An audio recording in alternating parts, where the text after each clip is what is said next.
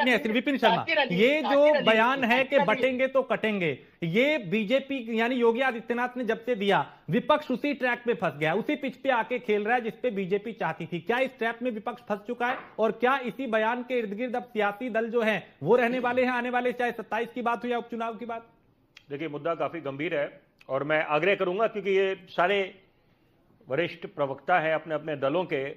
तो चर्चा को हम सार्थक रहने देते हैं। मैं दोनों पहलुओं को संक्षेप में उजागर करूंगा।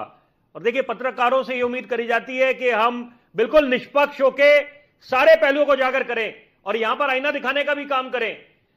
जरूरी बात है समझने की कि ये पहली बात तो तय है कि जो 9 सीटों पे उपचुनाव है उत्तर प्रदेश में, इसकी बहुत अहमियत है और यहां पर ये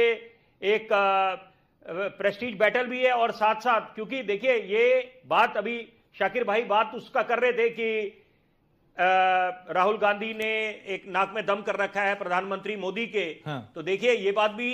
बिल्कुल दुरुस्त है कि यहां पर जो 2024 का प्रदर्शन रहा है कांग्रेस का 2014 और 2019 के मुकाबले, तो बहुत अच्छा रहा है। और ये भाजपा के नेता भी समझ गए भली भांति कि लोकतंत्र के मंदिर में जब घेरने का काम करा कांग्रेस पार्टी ने, खासतौर पे राहुल गांधी ने, तो वो बिल्कुल, लेकिन आप ये देखिए, समझदार उसको कहते हैं जो अपनी गलतियों से या खामियों से सीख ले ले। तो यहां पर बड़े जिम्मेदारी से मैं बोल रहा हूं, भाजपा ने वो सीख जो गलती करी थी 2024 के चुनावों में, एक तो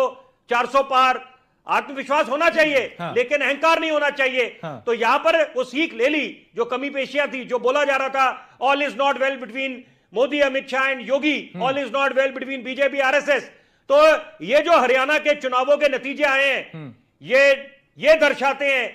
कि Modi is back with a bang. और ये बात है कि यहां पर ये उतार चढ़ाव है, चुनाव लोकतंत्र का महापर्व, उतार चढ़ाव चलता रहेगा, सीसॉ बैटल है, कभी कोई ऊपर किसी का ग्राफ, कभी किसी का ऊपर ग्राफ, तो ये कोई तय नहीं है यहां पर कि सत्ता पे काबिज होने के लिए कोई आया हुआ है। यहां पर आपको जनता की नब्ज समझनी है, जनता जनार्दन होती है। और ये बोलने की आवश्यकता नहीं है कि गंगा जमुनी तहजीब है हिंदुस्तान की, सर्वधर्म सम्मान करने वाला मुल्क है, लेकिन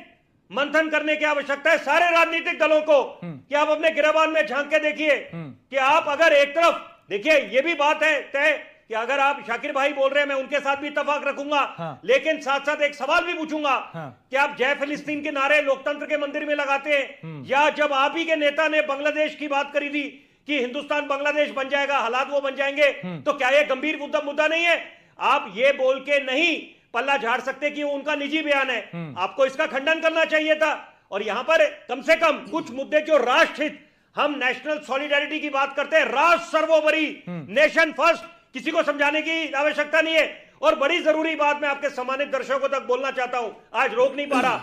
कोरोना काल में हमने जी के देखा, सदी की सबसे बड़ी महामारी जब आई,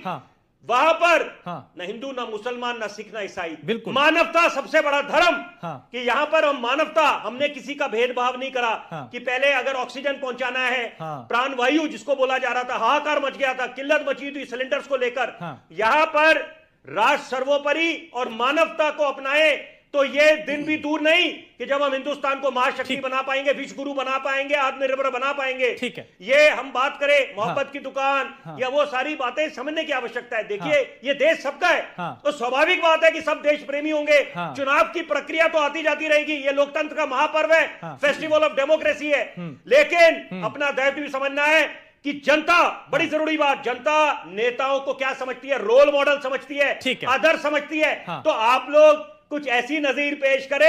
जिससे एक आम आदमी प्रेरित हो, प्रेरणा ले पाए, ना कि हताश महसूस करे। ठीक है विपिन शर्मा, आपने बहुत सही बात की।